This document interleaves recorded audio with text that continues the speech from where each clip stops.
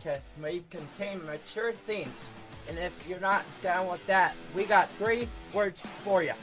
Like the podcast. Nailed it!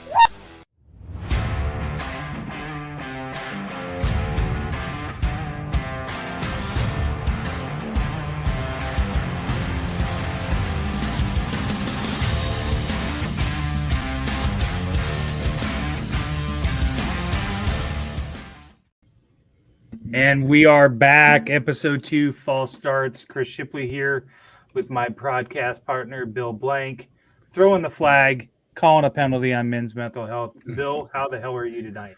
I'm good, man. How have you been the last couple of weeks? Everything going well?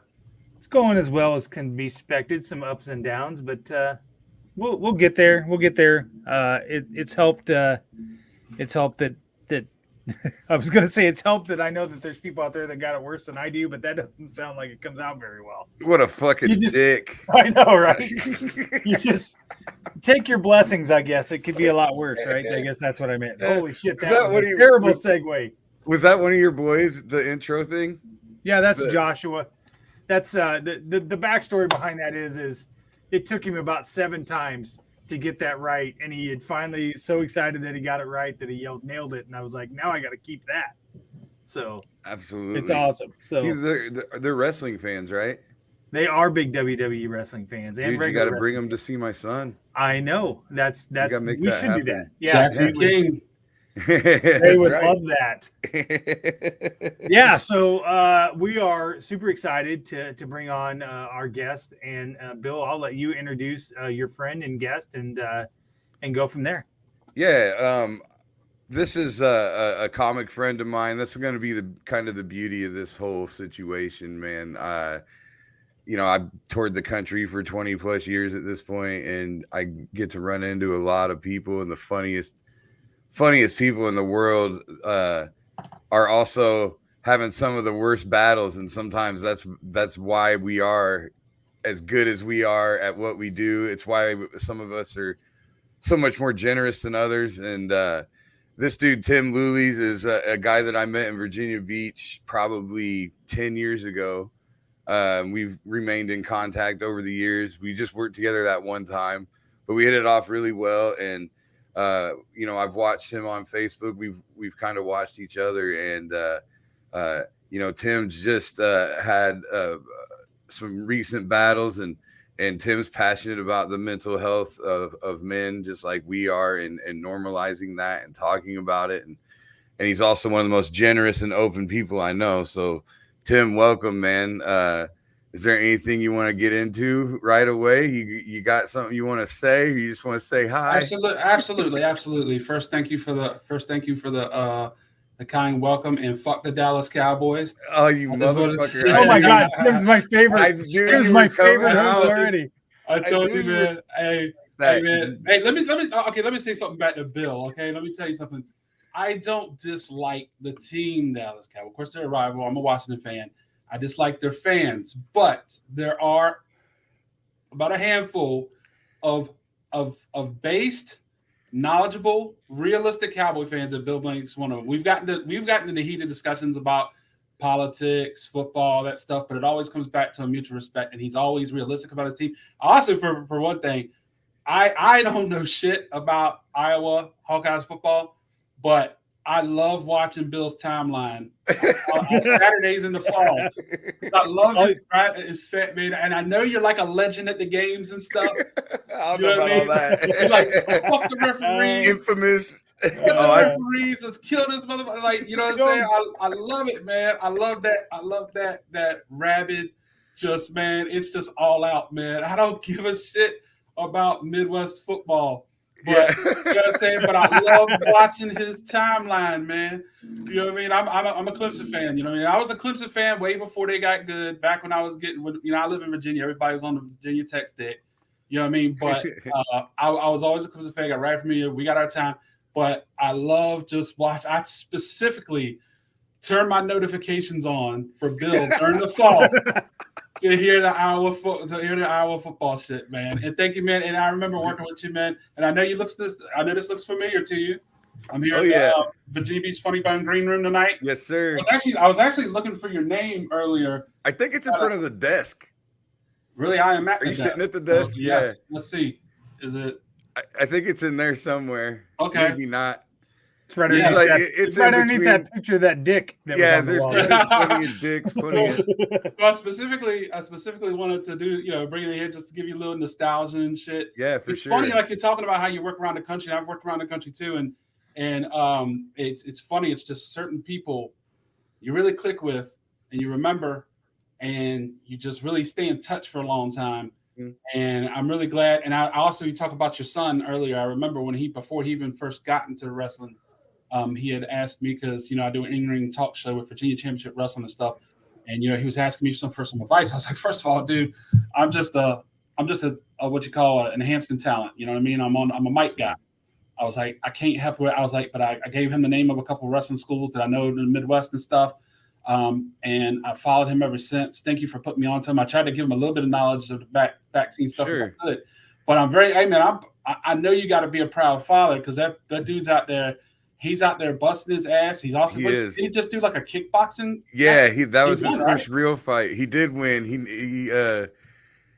He came out like dropping haymakers. Like I saw the video. I didn't see it go. He hit way harder than I thought, and his chin was much better than I ever imagined. I mean, he ate a lot of shots and kept moving forward, and he got a knockdown in the second round. Third round, he was just gassed, but he got, it was just get through without getting knocked out, basically. I saw like a video. I know he posted a video of like a minute long, and all I saw was them just racking each other in the face. I didn't see no kicks. I was just waiting for a kick to happen, but these dudes are just slugging it out, just tagging. I was like, what? I was like, when's somebody gonna kick somebody in the damn face, man? Yeah. But that's probably the least amount of kicks I've ever seen in a kickboxing match in my life. It might have been 10 total the whole fight. And how old is he? He's 20. He'll be 21 in May. Dude, he's getting in the right. Well, hell, he's the same age. He is the same age as the boys in. Yeah. Oh, the boys would love him then. Yeah, we definitely set that up. And he's he's worked. So I'm so proud of how hard he's worked. And I mean, we talked about this on the last episode. Like, it was funny, I didn't eat for a couple of days before. I was a wreck, like wrestling. When he's doing the pro wrestling thing, it's not, I don't have near the anxiety because it's a show. And no matter what's going on, and I know that, and Tim, you know this, I mean, they do beat the fuck out of each other. Yeah. They are beating each other's asses. The difference is, their number one job is to protect each other at the end of the day. Yeah. And when you get into, when now it's kickboxing, now it's real fighting, and now the object is to whoop the other dude's ass for real, knock him out if you can. So obviously I'm not eating for a couple of days, and it reminded me of just, I played a little bit of college baseball. I mean, I at least played serious high school baseball. So, I mean, I had nerves. I had times, but it reminded me of that because about an hour before the show, I just wanted blood. Like, I wasn't scared. I was no more anxiety. As soon as the bell rang, I'm like, knock this motherfucker out. Let's go. Well, about the wrestling too, somebody had this conception that, they're bouncing around on the mat. Let me tell you something, man. You got about that much foam, and then it's wood. It's 2x4. Yep. You know what I mean? And so I've taken a bump before. It's you know what I mean? It's not, those guys put their body on the line, and, this could probably maybe be another podcast, but there's so many similarities. And I teach this in my comedy class here at the Funny Bone in Richmond and Virginia Beach, that professional wrestling and stand-up comedy, take the physical element out of it. It's so similar. You got to connect. You got to have your own thing. You know what I mean? You got to have your signature style. Mm-hmm. But those guys go through a lot of the same bullshit that stand-up comics have to do for many years without no money. And a lot less money even than us. Yeah. And a lot less money than and political as shit. You know what I mean? Mm-hmm. They got a battle. They got it's the same stuff. That's a whole nother podcast we can maybe talk about some other time. But and you jump in there with that along with time away from family, time on the road, which probably affects your personal relationships and your mental health. right? Yeah. So And there's so many people I know. Bill knows there are so many people that I'm sure he knows and I know that had all the talent in the world, but they had family obligations. They couldn't go without. They couldn't travel without it. They can't take the comedy to other cities or get on the road, and the careers are cut short because of that, and it sucks. So yeah, it is. So for those that do it, stand up and professional wrestling, it's a major sacrifice on your social life, family life, everything. 100%. A lot of people don't understand that, and I tried for years to live in both worlds. I was very adamant about having that family when I got home off the road, and like when I was home, and it was normal. I was a normal dad, husband, all that when I was home. And when I was on the road, that's a whole nother world, and I'm out doing that. But I can't. I mean, there were times where I was driving 20 hours overnight to get back for a softball game or a baseball game, or I didn't want them to resent what I did. But then it comes at the expense when you're home. The more you're gone, the less you're there for your family. The more you're home, the less money you're making for your family. And it's like no one can truly be happy. Because when I'm home, I'm like, shit, where's my next paycheck coming from? mm-hmm. When I'm on the road, I'm like, shit, is she cheating on me again? Oh, hey man, I live in the Navy. I live in a Navy town, man. So,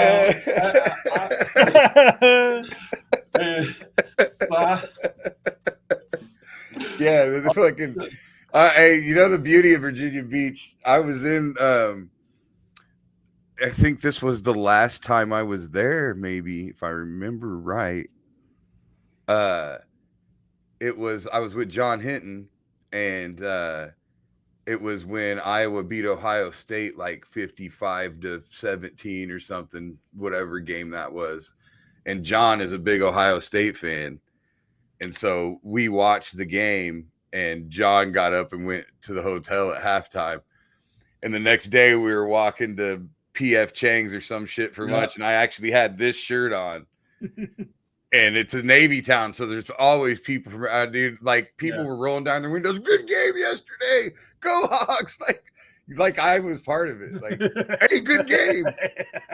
Fuck yeah, good game, bro. And fucking John's just man. Speaking of him, man, I've worked with him several times. Awesome guy, man. He is. Awesome. He's a beautiful, beautiful human, man. I love him. Yeah, absolutely love him. But while I'm thinking about it, we should probably let's go through your last month or so. I mean, it starts way before a month ago, but you put up a post on Facebook last week, I think, late last week, that was very long, and it took me until the other day to read the whole thing. Like I read a bunch of it, and I was like, man, I'm gonna start crying or something. So like I'm gonna go back, and it took me about 3 times to emotionally get through the whole thing. Some of that because of how much I care about you, but also because of the mirror that turned, that's one of those posts that puts a mirror in front of a lot of people if they're willing to look at it. At first I thought when I was just airing out, I thought I was just going on a rant, and it's one of those things where you hit, once you post, you're like, should I really be talking? Should I really be telling people this? And then the reactions started coming, the comments started coming. My phone, I was getting text messages, I was getting Facebook messengers, DMs. I was getting them, all that stuff, and it was people all over in comedy, all across the country. It was a lot of people in the professional wrestling business that I didn't expect, to reach out to me. People that I thought that I actually like in the locker room maybe didn't like me. You know what I mean? Because it's a little bit territorial. It's kind of like when when like a celebrity comes into of another genre, comes in to do stand up. You know what I mean? So when I come in from a world of stand up comedy and I'm on the mic, I'm getting on the screen time. Sometimes guys in the locker room that aren't familiar with me, they give me a little heat. But I was getting messages from them telling me, hey man, it's something I've done before. You know what I mean? I appreciate you sharing that. It really hits home with me. or one of my colleagues, family member. It's like I started getting so many messages like that, and it was really, I felt like I was the right thing. You know what I mean? And it was a story, man, and it was something that, I didn't realize that I was teetering on the line of death. Here I was going through this whole 8-month process to get the sleeve surgery, which is a weight loss surgery. And I had to make a lot of lifestyle changes leading up to that for insurance to cover it. Yeah. And it was psychiatric stuff. It was nutrition education. It was so many things, and I had to abstain from alcohol. And hopefully no one at hopefully no one at Blue Cross Blue Shield is watching this. But during the holidays, I was getting it in. I was having a little fun again. You know what I'm saying? But there was a day I had to cut it off, and it's like the psychiatrist that I was working with was telling me, it's like, you shouldn't be on Xanax this long, because I was on it already since 2016, and it's like, this isn't meant to be long term. There should have been an alternative presented to you, and I was all the way up to a full milligram, and so I was just thinking, my doctor, when you get some, I think a lot of people know that if you get prescribed opioids or things like Adderall and controlled substances, they give you the Narcan. Hey, if you have problems, make sure you take this. If you overdose or whatever. And that's really all they tell you. They don't really tell you, like, if you're gonna quit, how to quit. You know what I mean? So it's just a little pill. So I just figured that, all right, I'm gonna stop. Yeah, and I did it a couple of days before Christmas, and all the stuff that started building up, I was getting really moody. I was going sleep deprivation. And I started to become very, like, I talk about it in person. I was being obnoxious to people. I was being clingy to people. I was being impatient. I was being paranoid. And all this stuff I thought was building up to the stress of me giving up alcohol. Because with this surgery, I can't drink for like another year and a half. I can't drink alcohol, because they say that if you drink one shot of liquor, it's the equivalent of 3 lines of cocaine. And then you're drunk as shit. It goes to your system, and then you could do it all over again. So it's like 30 minutes later you're back sober, and then you could do it again, and it becomes. That sounds like the greatest party surgery in the history of the fucking world. That'd be a hell of a Tim, that is true. I did not have the sleeve. I had the full Rouen 12 years ago. Okay. And I can tell you a story of one night where I had 2 shots of tequila, and that was. You can just feel it just seep right into your. Do you realize fucking rich kids are gonna start getting this surgery for spring break? That's what I'm saying. It'll make a hell of a Super Bowl party, man. Yeah, just once a year. Teams new losing, sleeve once a year. Teams losing, get drunk as shit. Don't forget about it. By the time you're sober, you made it right. You came back. Sure. And here I thought I was gonna have to pour it in my asshole. So all this was building up. And, like I said, I teach a class, and here in Virginia, Beach, Richmond. Richmond was pretty cool.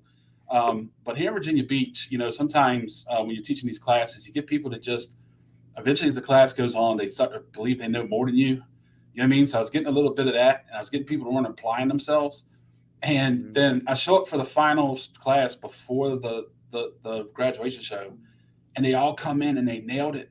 Like it was like night and day from the week before, and they came in and nailed it and all this shit. And also our ticket sales were low. I was coming in tonight and I was like, man, I'm gonna lay into them. I gotta get there. I gotta, I gotta make a statement to them. You know what I mean? I'm like, do y'all want to do fucking stand-up comedy or not? Like, I had this whole thing planned out of what I was gonna say. And they did so great. I sat in front of them to talk, and I lost it. Lost it. Super emotional. Yeah, dude. It was like something I couldn't speak. It literally took me 20 minutes to get words out of my mouth. And so that ended up being a rally for them. They ended up running around. We almost sold the fucking show out. It really bonded us. But at the same time, I was like, is this really me stressing over my surgery and the drastic lifestyle change I'm making, or is something else going on? And then several other things happened that I don't want to get into, but it's just like, it's just things after another. And then I've never in my life heard voices before, right? And this is when I knew that I needed to step back from social media and human interaction because things aren't getting right. And you know what I mean? And it's funny. I don't know how much you watch wrestling, Bill, or you do, Chris. The Randy Orton song, I hear voices in my that shit. Mm-hmm. I started hearing Randy Orton's voice. You know what I'm saying? And these voices were saying things like, "You stupid piece of shit." You know, like just like put me down, like, you know, your father was right, because my father mentally abused me, shit like that, like things that I was like, who the fuck is saying this shit? Why ain't you taking that pill? You know what I mean? Things would be so much better if you just fucking took the pill. You know what I mean? And my anxiety, I couldn't. It was just, and so and then this is when things started getting scary. Is, you know, I went to the week before to get labs before my original surgery date. They were saying, hey, listen, you know, your blood count, your white blood count is pretty elevated. If you have any symptoms, you need to come in. And that following Saturday, 2 days before my surgery, it got really bad. And I went in and that shit shot up almost to 30,000. It was like 28 something. And that's when they started saying, hey, look, you know, we're going to give you something. But this doesn't get you right in the next couple of hours. We're admitting you, and this could get, you know, we're concerned. You know what I'm saying? And so I was like, fuck. I was like, you know, my surgery is going to get delayed. I got work coming up. I got road dates. I got classes. I got all this shit. I was like, it's going to fuck everything up. And I just started getting nuts, man. Like the next day, I just started like just angry at everything, everybody, everything, angry at myself. And it just, at that time, you know, I've been for a while, I've been trying to get into, you know, more holistic stuff, more holistic approaches. And it's because the pharmaceutical industries, they have us by the balls here. They have us by the throats, man. They have everybody. Yeah. It's just, you're talking like meditation stuff. Yes. So that's what I want to get transferred to. So I've had friends and everything, and I've talked about it for a long time with different people and different options. And it was that point I said, man, I was like, this is going to get really bad if you don't sit down and do something about it. So I sat down in front of my TV and I sat and it was this old, I just Googled guided breathing, right? And it's this old British dude that does this thing called the Wim Hof technique. And what it does is it makes you do 30 inhales and exhales. And then you hold your breath for a minute. And then it eventually builds up to a minute and a half. Now, I got to tell y'all something. Just a couple months before, I went to go get some imaging done. And they had to stop the imaging in the middle of it because I couldn't even hold my breath for 19 seconds. Wow. When I went through this breathing exercise in a minute, and he said to hold your breath, I was like, there's no way that can happen. And he starts, as you're holding your breath, he starts telling you to notice and feel certain parts of your body. Be aware of your, you know, your surroundings. Be aware of your body. Where's the pain? All this stuff. And that 1 minute won't shit. And then it eventually got up to a minute and 30. It's like your mind took over at that point and your lungs didn't even exist. I mean, they weren't putting no strain on your lungs, and it was nothing. Now, I only made it was so intense. That first time I did it, I only made it to the 4th round. And since then, since I've been doing it, I made it up to 6. And eventually, I think past that, it's 11 rounds. I think past it eventually gets up to 2 minutes. But man, it hit me like a head rush. Like if you've ever done a whip it before, like I know y'all are old school, but you know, if you ever done a whip it, like it hits you like that. I've heard it described. I've actually never done a whip it, believe it or not, but I've heard I know what you mean. I fell back in my seat and was like, whoa. I was like, all right, I got to put this on pause. Like it was like, and then I felt the most amazing calm. You know what I mean? And one reason I was on the Xanax for so long was sleep, because sometimes when I go to sleep, my anxiety builds up so high. I don't trust myself to go to sleep. So that's what I use it for. And that night, man, I had some of the best sleep. And then I started to get into to meditation with the guided meditation and stuff like that. And then I got into another breathing technique called the breath of life, where you pull up your breath from the chakras, hold it for 7 seconds, and then you say certain words of affirmations of whatever you need areas you need to heal. And just I was planning on taking a full, because then I did find out good news. My surgery only got delayed 1 week. And I said, you know what? I'm going to stay off social media. I'm not going to get on there. I'm not going to log on. I'm not going to do this shit. And listen, that Sunday night, let me tell you how serious this is, because that was the night also where the Cowboys lost to the Niners. And believe me, I watched the game. I wanted to get on and drag. But I was like, you know what? I was like, this isn't the time. I was like, there's more important issues here. Yeah, kick everybody while they're down. Like ain't shit wrong with you, motherfucker. Yeah, but that whole week, man. Let me just tell you something. And then that whole week, and then I just started. I have a good friend of mine, Dave Katash, who's got a good social media following. He put something out for me, and because he tagged me, so many people saw it through my timeline, and that's how I started getting all the messages. Wow, the night before the hospital, while I was in the hospital, all this stuff, and then I was just like, when I came back, a day later, I was like, man, there's so much love out there. I can't not respond to this. Sure. And so I came back to social media about a week earlier than I planned. But let me tell you, man, if you've never, it's something I'm probably going to do a little bit more often, because a break from social media feels wonderful, man. It feels great. It's so therapeutic just to tap out, or just to remove yourself from, the people's opinion. I remove myself for days at a time. Period. I haven't taken any, I've never taken like a conscious hiatus where I was just like, I'm not going to post for a while. I'm not going to pay attention for a while. But I take that back. I take breaks from posting for days at a time. Okay. But I definitely look at it every day, multiple times. Looking at it, I found looking at it is the worst, man. Like, stating your opinion or whatever, and people interact, and you may get dude, I get banned so much. Like, a lot of my posts, I'm surprised the post I made, that long one, even made it that many people, because I've been shadow banned so much. I'm shadow banned right now just because I said something about the fucking balloon. I said something about, I was like, if you shoot down a balloon, it might have it might have COVID in it, or the next virus that was made in a lab or something like that. And they restricted, but I was like, geez, and they also banned, it's funny too, that long post y'all were talking about, I got a ban from them for 24 hours because they said I was promoting the use of drugs and alcohol and firearms or some shit. And I was banned from it, but the post is still up and people were still talking, interacting, but I couldn't do crazy. shit with it. Yeah. So what the fuck? So it's like, I think, because I said something there about the pharmaceutical industries. Oh, and sure. I think that's what they got, you know what I'm saying? So, but, and then I talk another thing in there too, which Bill, like for performers.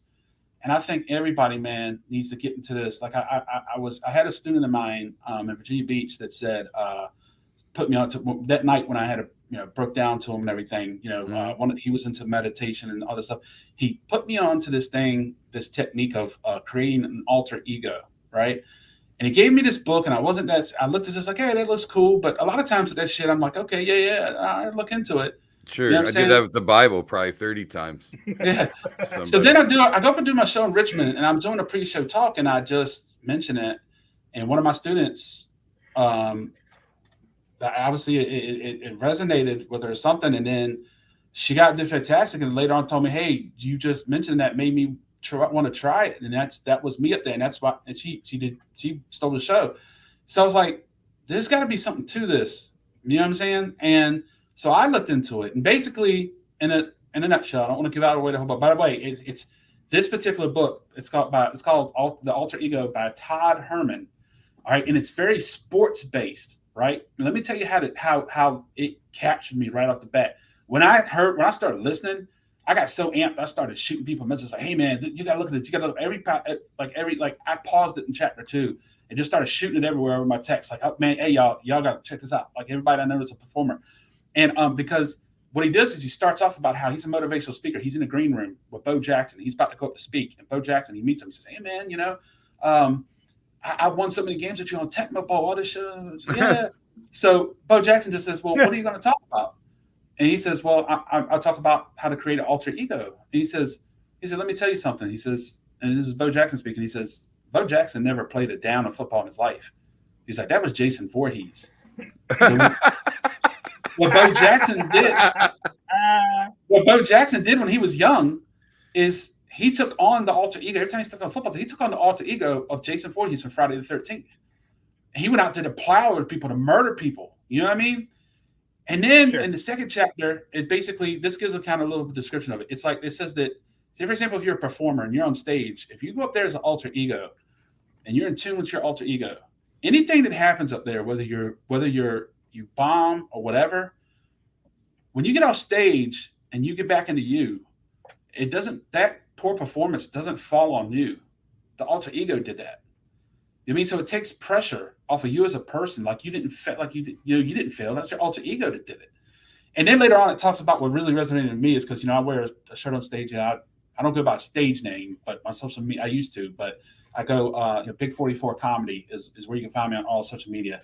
The number 44 is something that's really, it's a long story, but it's something that's really important to me. By the way, it comes from John Riggins, by the way. That's my childhood hero. Yep. So, sure. So anyways, it talks about having an artifact, whether it's a piece of jewelry, whether it's any inanimate object. It can also be a piece of clothing. And all these years, I never knew that I was doing this alter ego shit. I was wearing this shirt with a 44 on it. That's my artifact. Yeah. And I whether I'm on the stage performing as a comic, or I'm in the ring as the heel, the bad guy, or even when I'm teaching, that's not Tim Loulies. You know what I'm saying? That's another person I've been making. You know what I'm saying? And this whole time, and this just all makes sense. And you could do it in so many different avenues of your life. You know what I mean? And it's just, it hit me. So when I went into the hospital the night before, I really got depressed, got the breathing technique. Okay, when I went to the hospital that day, man, I didn't go in as Tim Loulies. I wasn't scared. In that post, if you see, it was like I felt like I was fucking Steph Curry going in there to rain threes and win a championship. That was my mentality. And my doctor said because of that infection was caused by stress beating down my immune system. Mm-hmm. They were concerned that could have tore away that all that could have tore away the lining of my heart, and that they were concerned with the surgery went from low risk up to much more elevated. Mm-hmm. And so there's a lot of concern, but my doctor, he was concerned, but he said after surgery, he said, man, your body responded so much better than I expected. And I really think it was that mentality in my mind going in there like that. You know what I mean? Like, hey, I'm coming in championship mode. You know what I mean? And it just, but during that time, man, it's been, there were so highs, and the January started off with highs. You know, graduation show. I love teaching, and when I love it when we get to the climax and we're there at the graduation show to find out. And I love seeing the feeling and the joy that these people are experiencing of going up and crushing it in front of their family and friends. And all of them, both classes, all 20 some students did amazing. I love seeing that, man. It's a feeling that you can't explain. And so the month started off great, and then just started crashing. It started bad thing after another bad thing, bad decision after bad decision, saying shit to people you shouldn't say. It's just, man, it was wild, man. It was really wild. And so I just had to put it out there.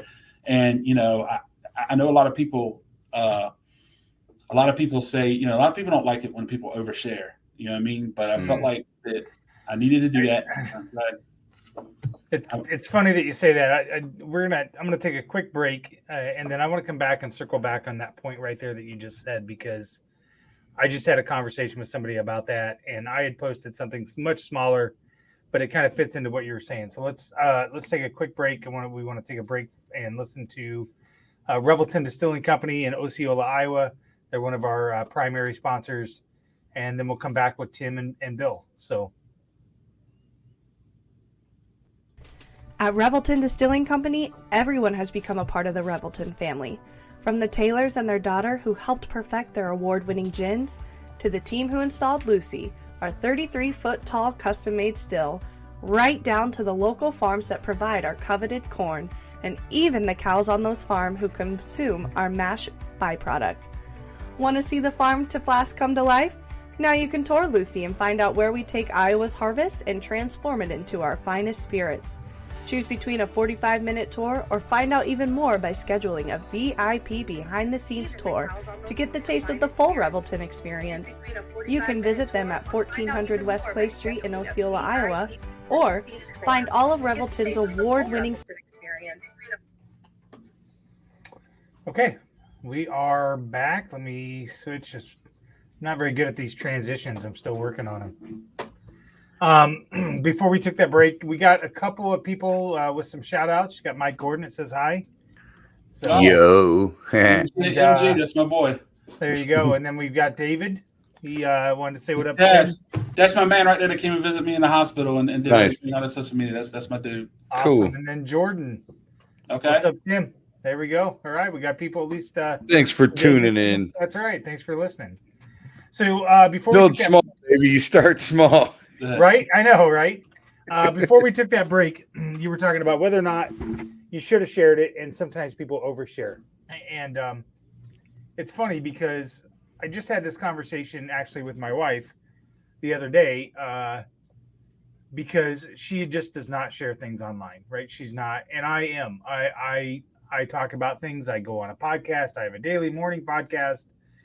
I'm pretty open with things that have gone on, and I had posted the other day just something that I said, something to the effect of, "You ever been sad about being sad, and you don't know why you're sad, but you don't want anybody to worry about you being sad because then they'll be sad."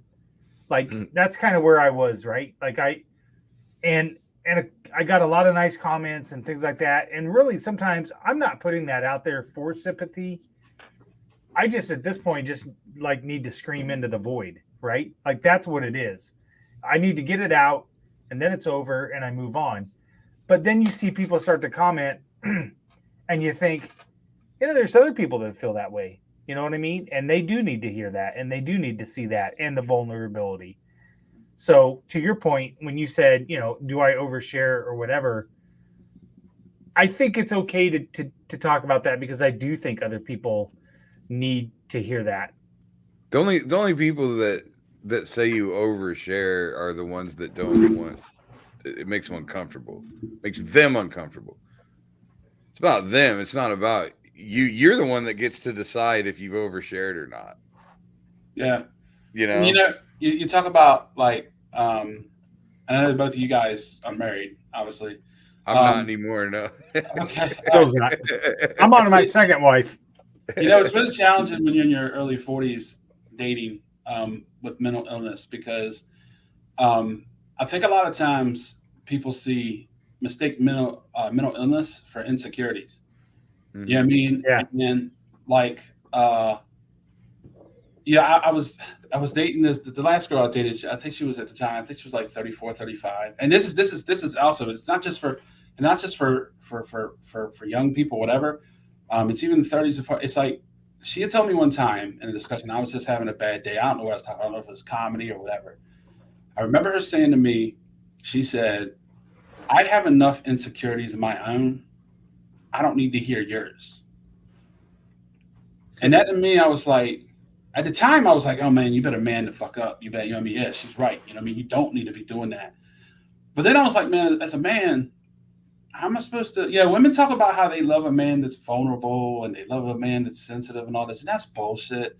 You know what I'm saying? Really, and I'm sorry, I'm not trying to say all women, you know what I'm saying? But if you're a single woman in your 30s, 40s, whatever, you know what I mean?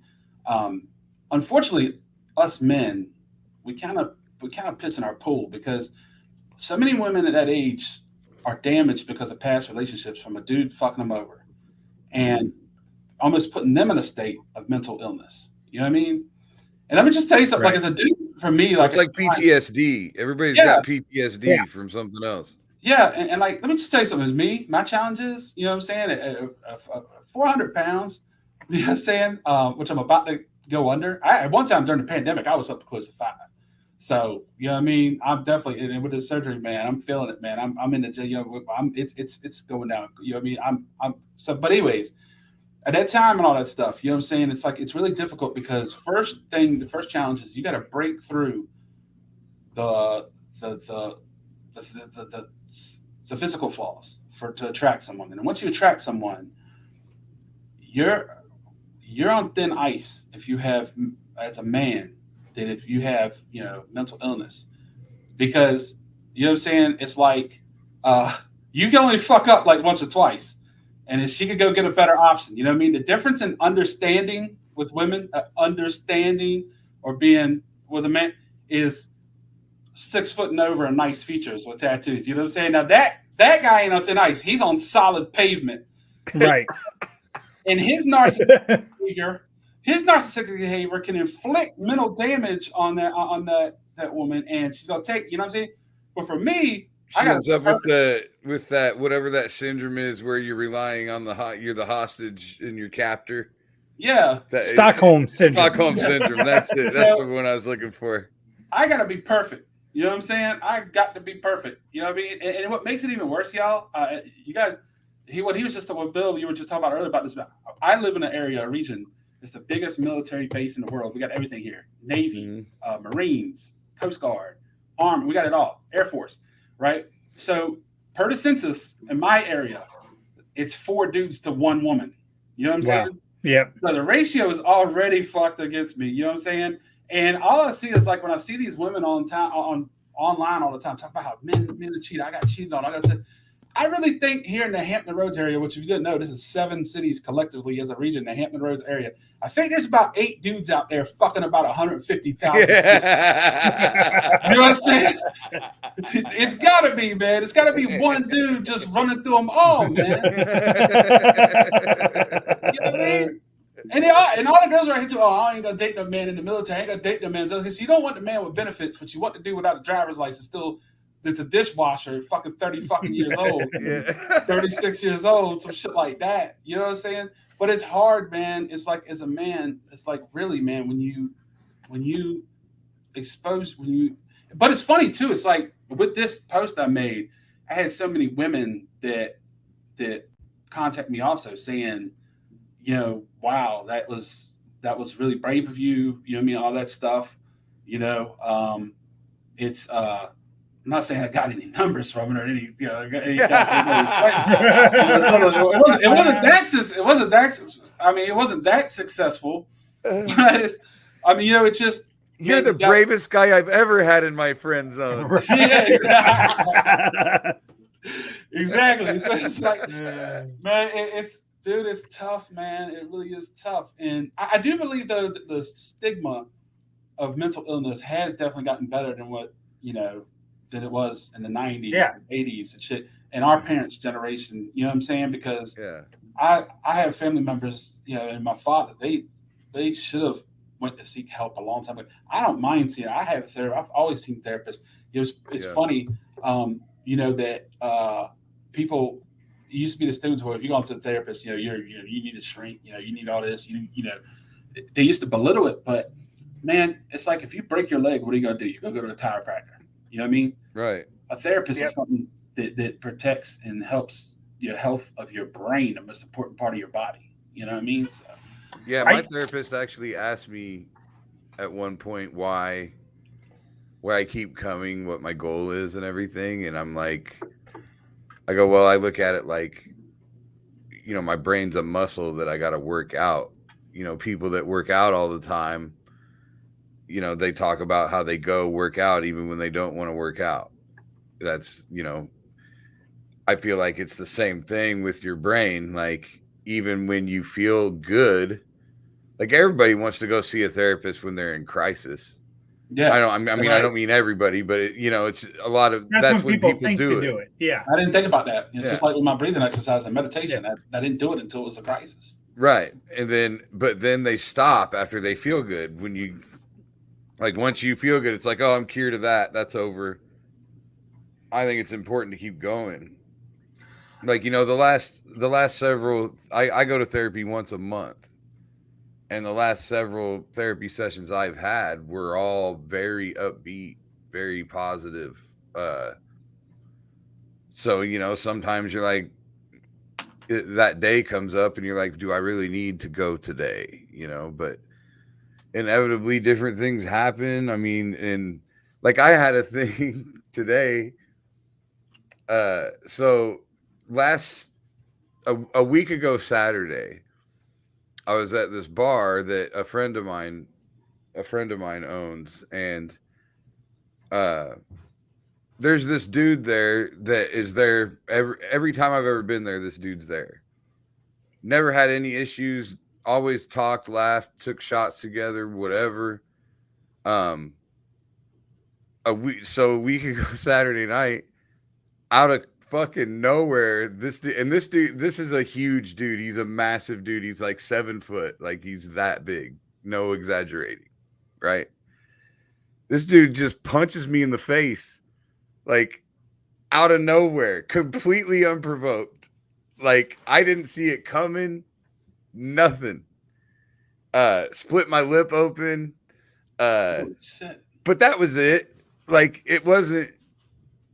And like, I was talking to my therapist, like, I feel like there's something wrong with me because I was never even mad about it. Like I didn't get a chance to defend myself. I didn't get a chance to fight back. Nothing like that. And the thing is, the dude that owns the bar, like me and this dude are both good friends with him, right?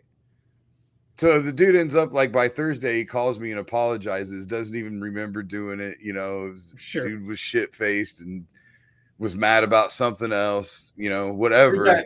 Too bad you couldn't tag in Jackson King, man. Yeah, I know, right? Yeah. Hey, I still got about 4 inches on him. But anyway, the thing was, like, it's funny. Now I know. I told my buddies, I was like, well, now we know where the kid got his chin, man. I was like, I didn't. Right. Like, I'm lucky I didn't get slept. I can't believe I didn't get slept. Like, this is a massive dude, and I didn't even see it coming. So, like, the chin ain't been tested in a good 20 years, so at least I know the chin's still good, right? I've always been able to take a punch. But done that, man. But anyway, I was telling her, I was like, I don't, and I was when I talked to him about it, and me and him ended up at the bar that night having a couple drinks and eating and whatever. Like, it's all good. But it was like I don't understand. I was like, I feel like something's wrong because I was never mad. It never. Like, I literally think it's funny. It's so ridiculous to me that this dude just punched me for no reason. Did you know? Did you ever find out the motive or what made him just? No, because he doesn't know. Oh, wow. Like, it was like a blackout thing, right? And sure. Well, a couple of people that were there that night said that he had that night said something about me slapping the bar. Which I would have never been doing out of rudeness. It would have been because I was laughing or something. But right, maybe in his brain, it's his, you know, it's our buddy's place, protecting the place. It looks like maybe it looks like I'm yelling at the bartender. I don't know. Could have been a flashback, man. Like, yeah, something that happened a long time ago. Yeah, who knows? But I genuinely was never angry, even in the moment, even right instantly after I got hit. I was just kind of like, what the fuck? Well, there's got to be a moment of shock there when someone just you know, yeah, I mean, just steals on you like that. I mean, and it didn't even. I don't even remember it hurting. It never even hurt. Well, that was probably the alcohol that you had in your body. But that had something to do with it. That was the your distillery. That's right. Yeah, too much honey whiskey. It definitely bled a little more profusely, I'm sure. Yeah, but yeah, it was just weird to me, and you know, a couple of people different. I've said it to more than one person, and a couple of them were like, "No, there's nothing wrong with you. You just like in the moment you didn't get a chance to react." So, which is a good thing. I mean, honestly, I'm glad that happened because I'm still not a small dude, and two big ass dudes start rumbling in this place like something's getting knocked over, broken. Some innocent bystander's probably gonna get knocked over and injured, or you know, a number of things. But most importantly, it could fuck up your buddy's livelihood. That's the shit that gets liquor license taken and shit like that. So like, that's absolutely true, man. You know, I mean, I'm glad it went down the way it did. I'm sure he's glad he hit me and not somebody else. I mean, I didn't even think about pressing charges or doing anything like that. Like, but that's a great thing about having a therapist too, that you know, where you could go to and like you don't know the answer, but hopefully somebody else can translate to you and make sense. You know what I mean? It's like, you know, I've asked, you know, my therapist before, you know, hey, I did this. Why did I do that? Does it make me, you know, does it make me, you know, am I a fucking sociopath? Yeah, it's sometimes, man, like I take as comics, we're easy targets for those labels. I take a lot of things personally, man. Sometimes I think that's a part of it. Like I internalize so much, and as a comic, you know, like I remember seeing an interview one time, like Chris Rock telling Jim Norton or something like that about, you know, of course we're going to overthink things. We're comics. We internalize everything, and I felt like I've done with my teaching and a lot of stuff that I've done, do good works, you know, raising money for different causes and all this stuff. I always try to practice. I always try to do things good to bring back good karma to me. And sometimes when I get my integrity questioned, that really hits me hard, man. Like, you know, when I have people trying to almost like saying, "Oh man, all these people love you, they admire you, and all this stuff." But I see through you. I think you're a fraud. I'm like, that shit stops me in my tracks, man. And it really sometimes I'll go to my therapist, like, I ask myself sometimes, like, am I the bad guy? You know what I mean? Like, am I? You know, like I try to help people. I try to. Sometimes I go even above and beyond. You know, like some of my students and stuff. I go beyond their class and I want to see them succeed because I have a lot of students that are getting way more work than me, and I love that feeling. You know what I'm saying? And I try to set them up for success. And a lot of times, you know what I mean? I even pass the class, like for certain ones that are applying, I feel like I have the talent and the teachability. I really want to really help them get a career off in this. And I do so many things with other people's interest in mind so much before me, you know what I mean? And I consider them way before me. And when I sometimes get that question back, like, you know, when people put it to me like, you know, the question. You're doing it for yourself. Yeah, I mean, but like, yeah. I sit there and think, I was like, there's so many times where I could have took the money, or I could have did this or that, or I could have just lied to you, or whatever, or I could have just did all this and that, and then, you know, I mean, people. Yeah, I have a lot of people in this area too. A lot of my former students that I taught that are just, you know, they got out there, they got stuck in that open. You know, Bill, a lot of people get stuck in that open mic culture.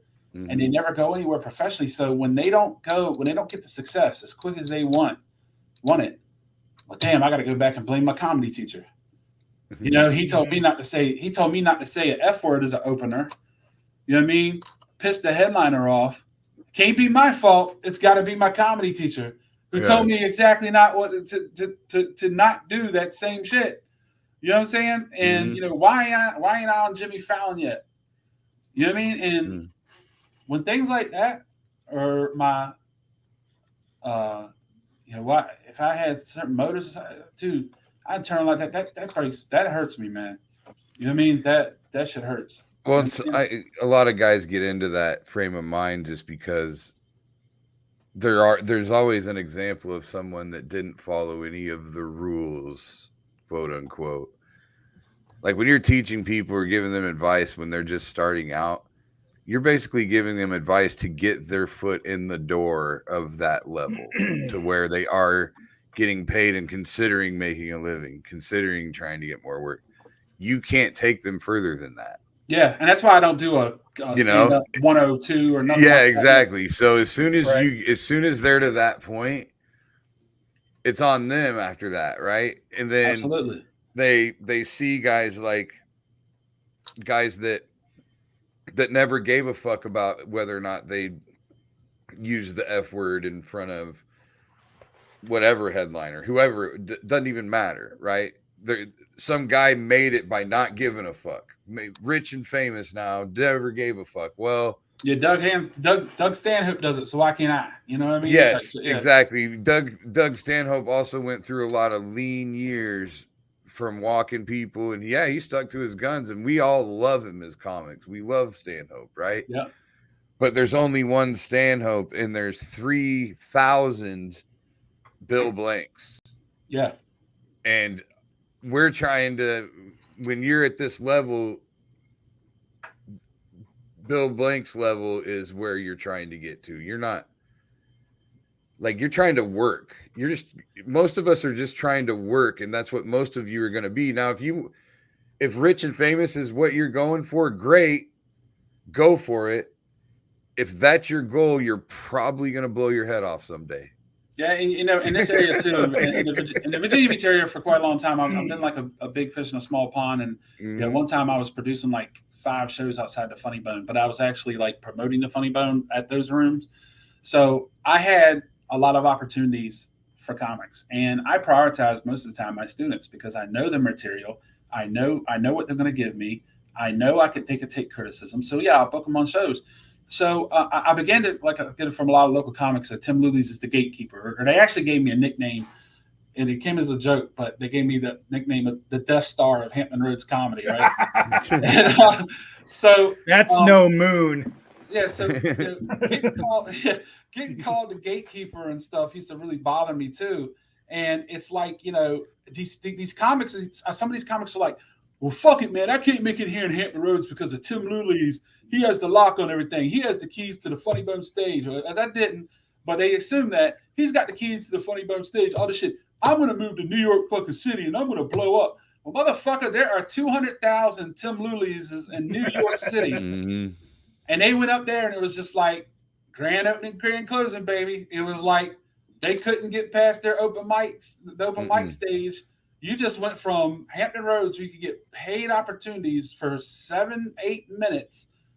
And then now you're up in New York City where you got to bring 7 to 8 people into the door to buy 2 menu items just so you can get on a fucking shitty open mic. You know what I mean? You gotta stand outside the park. Good move, jackass. Flyers. Good move, jackass. Now you're back in Hampton Roads in 6 months, living back here again. You know what I'm saying? And you talked all that shit on your way out. Right. Yeah, exactly. You know. You think I was holding the gate now? Watch this. Yeah. That shit still, and I shouldn't even be saying this just in case some of these guys watch this shit and they're like, yeah, I got to them. Because I used to put my armor up and just not address them. You know what I mean? I still don't do that. Like if they take shots at me on social media, I don't address it. I let them do themselves. So because I don't give them a platform. But it gets me. It's really, I go back to like, there's an old, I guess I'm saying this, I got to it because there's old in AEW, your son would know, it was a CM Punk MJF storyline where CM Punk was like, he's playing the babyface, he's the good guy. And he's like, but he started questioning, he's like, I look in the mirror every morning, I've been looking in the mirror lately saying, am I the bad guy? You know what I mean? And I know I'm good and I know my intentions are good, but when I get that put towards me, man, that hurts. And Bill knows, and a lot of people know, mental stand-up comedy draws people with mental illnesses. You know what I mean? It draws, and I know you've seen a lot of crazy shit, a lot of crazy people that should have never put a microphone in their hand. But it draws us in. It's an art that pulls us there, because it's a great form of therapy and all that stuff. So you get some wild people, but we're all fucked up to get on stage and actually tell jokes, and so especially if you're honest and you're coming from a place of originality of your own personal life experiences, you gotta be crazy in some way. You know what I'm saying? And but it gets to me sometimes. It's much. The idea of it is really crazy. Just the idea of it's nuts. Yeah. I want to circle. Oh, go ahead, Bill. Well, I was just gonna say, I remember there was an old, and I hate to bring up Louis C.K. in a complimentary way right now. I feel like that's illegal in comedy, but there was an old Louis C.K. bit about people complaining on a plane, like they're bitching about it. And he's like, wait a minute, this whole thing is fucking crazy. Like, you're inside this tube. You're like, you should just be screaming the whole time.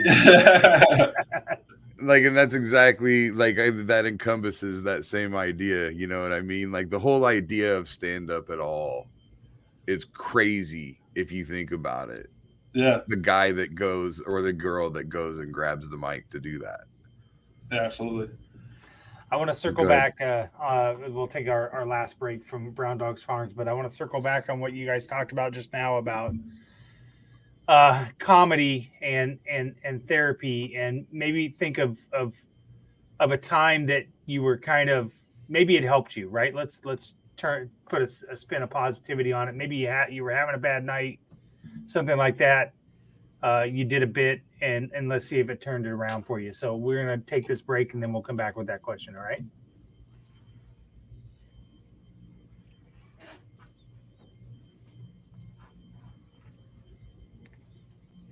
Brown Dogs Farm are Norwalk, Iowa-made hot sauces and dressings. Brown Dogs Farm was born out of the dream to emulate the simple life of Rob's grandparents, who inspired him with their hard work and abundant gardens. Rob and Amanda set out to create a unique blend of fruit and pepper that would satisfy the part of the brain that craves great flavor without sacrificing the spice of the peppers. Sweet, but still packing heat. With combinations like jalapeno green apple, habanero peach, cherry rhubarb reaper, and other great flavor combinations, there is a spice and flavor that is right for any party or get-together. BDF also has homemade versions of their classic and spicy ranch that are one of a kind. You can order all of those and more online at www.browndogsfarm.com and ask your local grocery to stock up.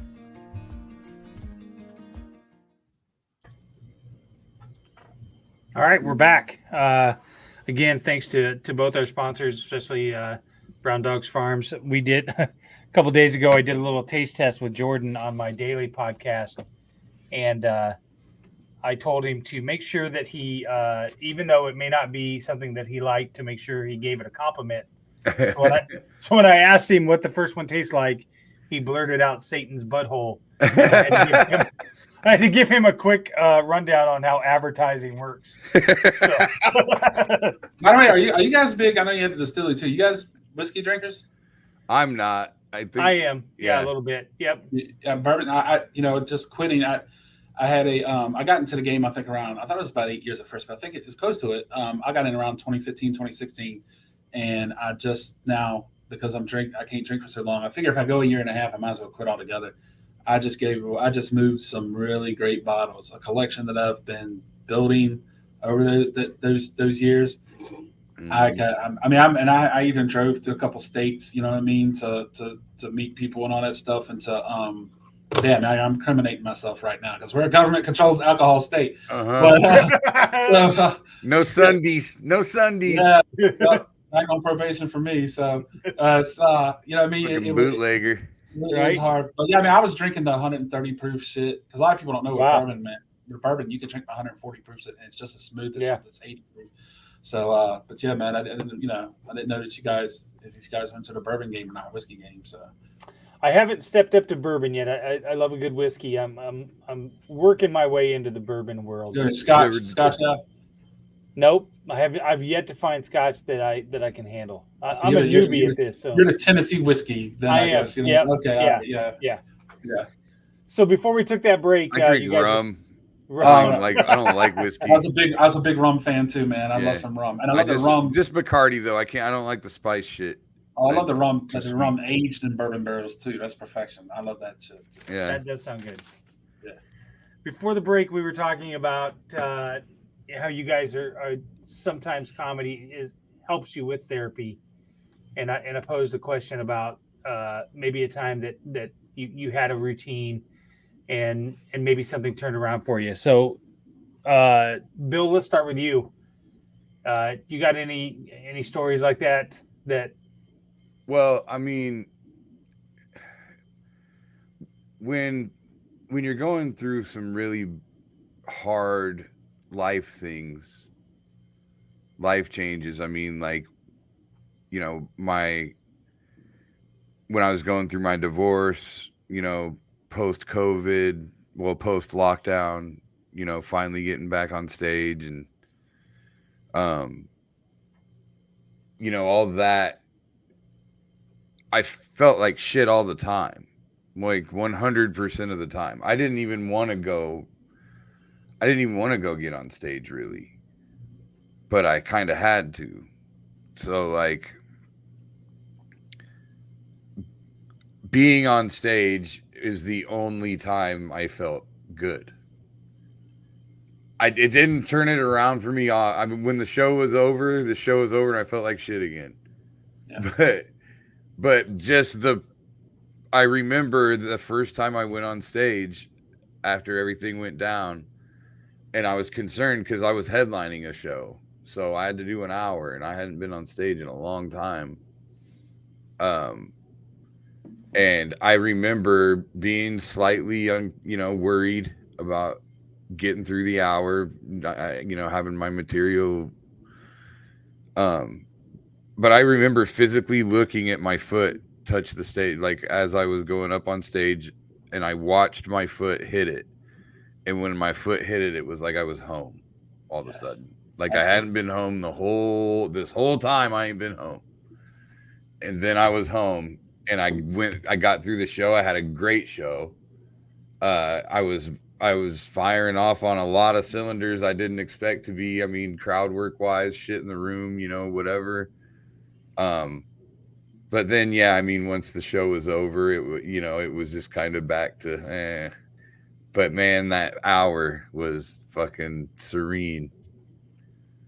Absolutely. I have a similar experience. It wasn't, I know you talk about how you were going through your divorce. This is about 10 years ago. And I was going through a very bad, at the time, very, very, very, very, very, very, very worst in my life, heartbreak. And it was when I got on stage, I was slated to do 30 minutes. And when I got on stage, I felt like time didn't exist anymore. It's like this world didn't exist. Me on that stage in that audience was everything to me. And it, like you said, man, like you're not better. It doesn't turn around anything. Like it's not a career defining. Maybe you get off stage, just you go back to that. So it's like when you're up there, you don't want to get off. You know what I mean? You want to stay there forever, and it's kind of life. Yeah, life starts over again once you get off. Yeah, so it's like almost like when you're approaching your closing bit, you're like, no, slow it down and enjoy this shit. You know what I'm saying? Mm-hmm. And I had a similar situation with a student that I just had, and she's extremely talented, man, here in Virginia Beach, extremely talented. And I don't want to really put too much of her stuff out there, even though I'm not going to name her name or anything like that, but she almost quit right before the graduation show, and I started flipping. I remember I got the text for her on New Year's Eve morning, and I was hungover as shit. And when you're hungover, it's the last time you want to get your anxiety up. You know what I mean? Yeah, I get the text from her. It's like, I don't think I could go through anxiety. This, blah, blah, blah. I don't think I could go through with this. And I just sent her a text that says, listen, whatever you're going through, you need this now more than ever. I was like, you got to finish this out. Came this far, you got to finish this out. I said, listen, I was like, I want you to take another day to reconsider this. I'm going to go quiet now. And luckily I get a text back from her. She says, okay, well, can my 15-year-old daughter come on? I was like, absolutely. I'll make that happen with the club. You got it. I was like, you know what I'm saying? And she showed so much appreciation to me after that, going through it, because she got up there and crushed it. I had her finishing at the end of the order of the students. She got up there and crushed it just like I knew she would. And she shared the same thing with me. She said, when I was up there, she was like, she's like, all the rest of my problems, they were gone. They didn't exist anymore. You know what I mean? And I love that about comedy, man. It's especially when you can get, in me and Bill's position where we're afforded a lot more time on stage than others. You know what I mean? I feel like we're privileged to that fact. We stayed in the game this long and been able to build an act that will allow us to get that much time on stage, because every minute when you're going through some bad shit, and it doesn't matter if it ain't got to be heartbreak. It could be fuck the IRS is auditing you, whatever. You got whatever, you're foreclosing your house. It could be you losing your job. It could be anything. To get that time on stage, man, and be able to just it's like you're stepping into another dimension. You know what I mean? It's like stepping aside from this plant and going into. I'm not going to get into my Art Bell shit with you guys. You know what I'm saying?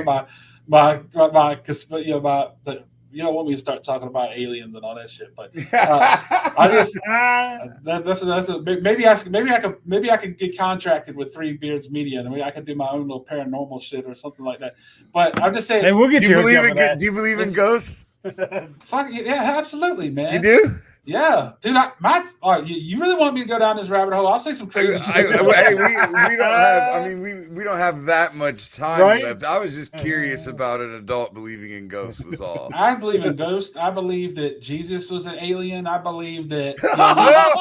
I'm just saying, if you're not from this earth, you're a fucking alien, man. And I believe that we were actually our DNA has been. Look, man. You think we're being farmed for parts? Hey, man. Everything's on the table to me, man. Hey, I got a good friend of mine who's a flat earther. I don't criticize him for believing that. We don't fuck. I may entertain it or whatever, but I don't write it off. Oh, I'm criticizing a flat earther. I don't write anything off, man. I don't write it, dude. That's a whole other episode, man. I really enjoy this, man. But yeah, that's about as delusional as an Iowa fan thinking that Brian Ferentz is going to score more than 25 points a game next year. Oh man, son of a bitch! You always find a way. I do. I know. It's my one talent on this podcast is the way to poke the bear. That's it. By the way, I got to say, you're a Bears fan, man. I grew up actually. My second idol growing up was next to John Riggins was Walter Payton. Okay, so I used to love watching the Fridge. I'll show you this sweatshirt. Oh shit! Yes. So man, what a guy to watch when that was as a kid, man. Him, the Fridge, the old Bears. I gotta say, don't get me started on the Fridge. I hate that fucker. Oh, really, man? Yeah, Shit, dude, he I was stole a touchdown from Walter in the Super Bowl. in Little League football. They used to on the goal line. They used to give me. And I was a pretty chunky kid then. When I was a kid in high school, I was in great shape. But like, as a kid, literally, I was really big. They used to run a fridge play for me where I'd be the running back and I'd fly out through the goal line, man. I used to love that shit, man. So the fridge was like my fridge. I liked him up until he scored that touchdown and Walter didn't get That's one. my. I hated him ever You since. should hate Ditka then. That ain't Fridge's fault. Oh, I do. I hate Ditka too. The Bears. That's right. Oh yeah. We'll fuck up that first round draft choice. I guarantee. Iowa Hawkeyes. Then I will need some therapy. Iowa Hawkeyes 25, Bears 2. Tree. Bears tree. Captain Kirk Ferentz. We'll have a whole. I can't wait until next year. I seriously cannot wait. A lot of I noticed a lot. So a lot of Iowa fans are Bears fans, right? I know Seth Rollins is from Iowa, Davenport. He's a big Bears fan. I think it's pretty much a melting pot in this state. It is. It's like it's Vikings, Bears, Packers, Chiefs. Basically. Yeah. Cowboys. A lot of Cowboys fans. There are a lot of Cowboys. I mean, there's a lot because there's a lot everywhere. Yeah. I did Cowboys material at the Comedy Store in LA, and they, and I still got got the room riled up. You know what I mean? In fucking Los Angeles. You know what I'm saying? Oh yeah, dude. Hey, well, Latinos are either Cowboy or Raider fans, pretty much across the board. They're everywhere across the country. Yeah. So. No, it's I mean, here's the thing about you can't call us bandwagon fans anymore. We ain't won shit in 30 years. I know. Like, yeah. So when somebody says something about Cowboys and bandwagons and shit, I'm like, what the fuck are you talking about? When your last Super Bowl highlights come on a VHS tape, you're not bandwagon fans. That's the truth. Yeah. Well, I love how Cowboy fans shit on Washington fans. Like, when's the last time you won the Super Bowl? I was like, 4 years since your last one? You know what I'm saying? Or something like that. And I was like, so you're not that, So yeah, man. But this has been I gotta say, man, thank y'all so much for having me on, because this has been therapeutic in itself. This has been therapy in itself to chop it up with two guys that want to talk about stuff like this. Hell yeah, man. You know what I mean? And what it's all about. Yeah, you know what I'm saying? And I like what y'all doing too about how you're saying you're trying to create a community where maybe those that aren't fortunate enough to have medical insurance can hopefully maybe see something like this, and maybe to help them. You know what I mean? Chime in, participate, like ask questions, anything. I mean,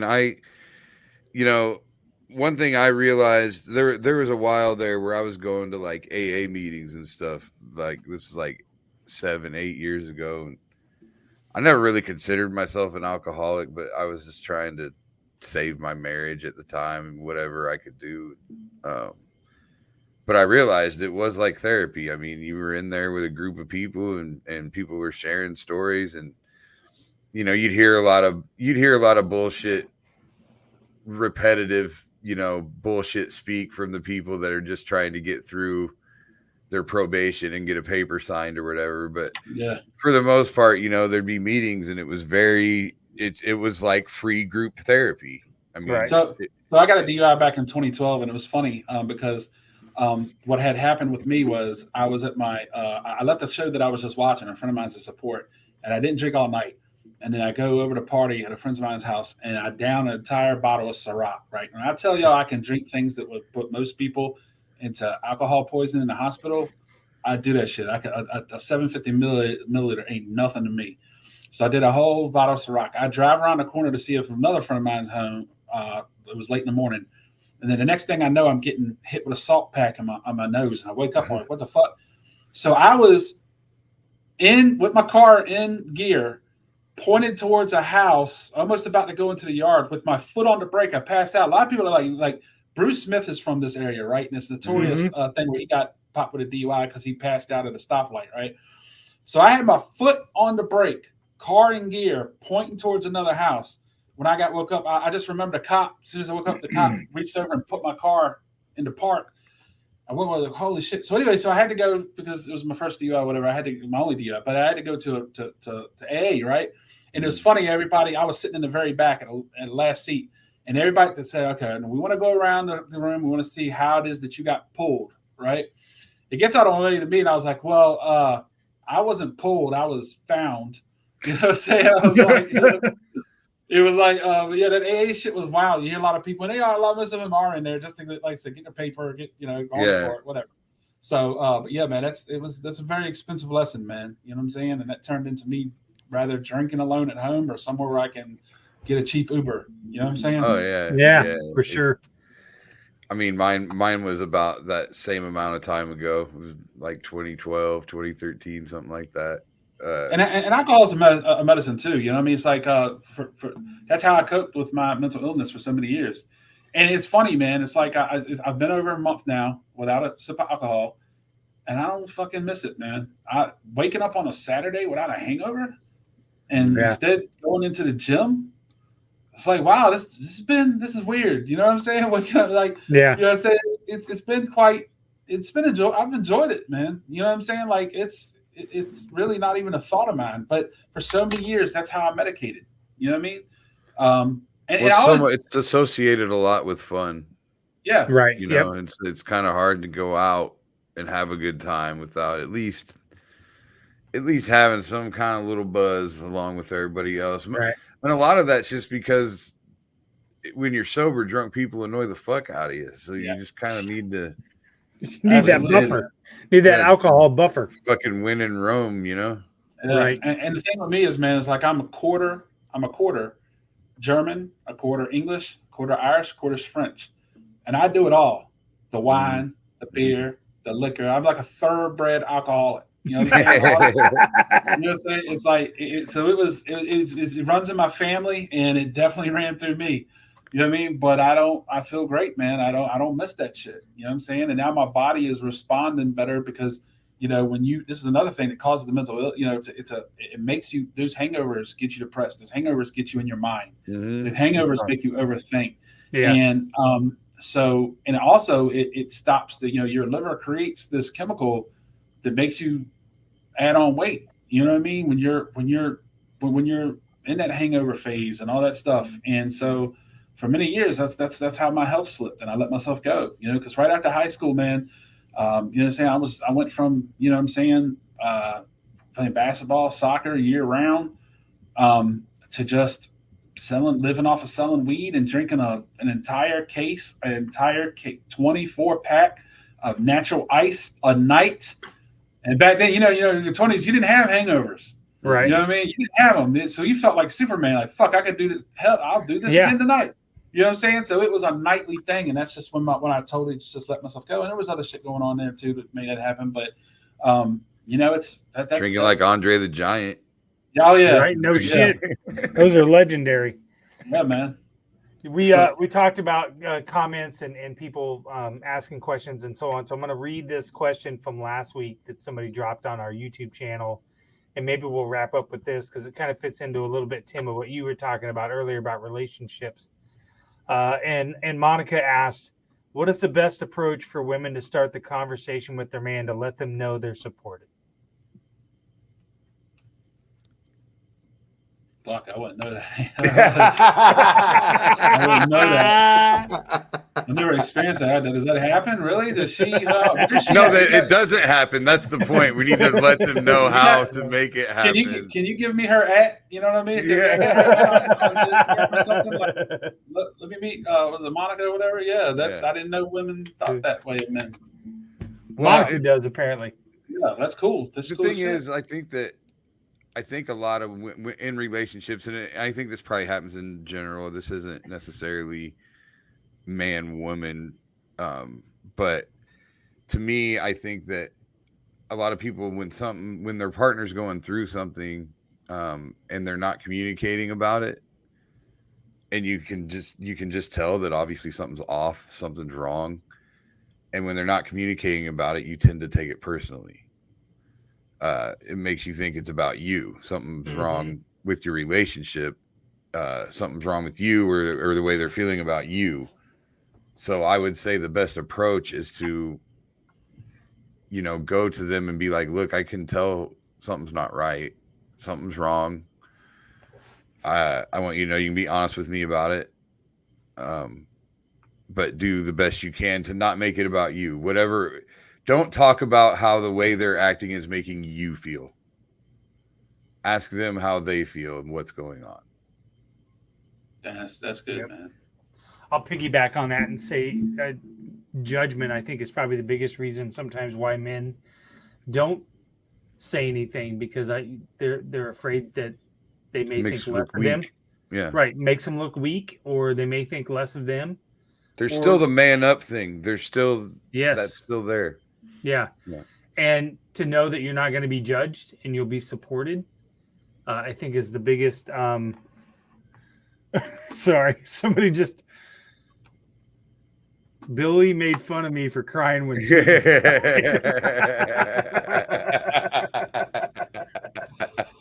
Oh man! I'm sorry. I had a really great serious point, and then this comes up, and I got to show it. So waited to read it, you dumbass. I read it and started laughing. I'm not very good at this hosting thing. All right, I'm not very good. Shit. Oh my god! That's because Bill's a prick, Sean. Don't you know that? Let me tell y'all something, man. I don't knock on wood. He's still with us, but. I'm trying to. The day that Ric Flair goes, that's gonna be a rough one for you, dude. He's on. I mean, I love Ric Flair, but that dude is living on borrowed time. But man, still, it's like, yeah. And I got a couple favorite others, but man, I've thought about that before. It's like it's gonna be major. It's gonna feel like almost close family member level loss. Have you watched his? Have you watched his documentary? The newest one I haven't seen. They've made like 3 or 4 of them. So yeah, the newest one that's on Peacock is pretty good. It's amazing. I need to watch that. I need to watch that, man, because he talks a little bit about that, about how he's survived so much and where his life's at now, and how he can't believe that he's still here. You just talk about the personification of an entertainer, man, and you talk about I was talking about the alter ego earlier, and I just know I saw in a documentary made several years ago is how this guy created, like, it was like he survived. He skated death several times, and then close to like in his mid 20s, maybe close to 30, is when he created the alter ego Ric Flair, and he got sucked into that alter ego, and Ric Flair is who he is. Like, I forgot his other name, something Flair or something. Flair, yeah, Flair. Flair. He became Ric Flair. He can't escape that alter ego. That alter ego sucked him in, and that's him. I mean, so I'm just saying, man, like, and Riggins too. I mean, there's just some of those people, those idols that like you said, live on part of the times. Hey, man, I think I even shed a tear when Walter Payton passed, man. You know what I'm saying? But it's gonna that's be. What I was getting ready to ask. Who, do you guys have a celebrity death that you cried over that you never met him? Like, I actually, I probably. Yeah, I can recall a million times making fun of people for crying over the death of someone they didn't know. Well, not someone they didn't know, Bill, but I'll tell you what, man. I worked with John Witherspoon quite a bit. Oh, yeah, well, but that's different. You had a relationship. Yeah, but me. I'm talking about no relationship whatsoever, just a celebrity that for whatever reason it hit you. You know what? I would say probably not necessarily because I loved him so much, but because the overpowering outpouring of love for him was probably when Kobe died. Yeah. Oh, yeah. Yeah, it's, you know what? I have to say that affected me a little bit. Watching the people, were so touched by him. And then when he was playing, I hated him, right? Because he was not on my team, and nobody could ever beat him, and he seemed kind of like a prick. But when people talked about the love that he had for the game and things like that, and being so dedicated to your craft like that, that one probably was a little more emotional. I'm a Laker fan. You're just a bandwagon jumping motherfucker, are you? I grew up a Lakers, fan. Cowboys, and Oakland A's. What the fuck? What do you want? I didn't like Kobe. I can't believe you're not a Yankee fan. That would be the trifecta of douchebags. I didn't like Kobe either. And I'll say it's like I hated Jordan. And then when Kobe came along, I had more respect for Jordan. And now that LeBron came along, I have much more respect for Kobe even before he passed. But I'm just telling you, like, I really, like you were just saying, you hated how good he was.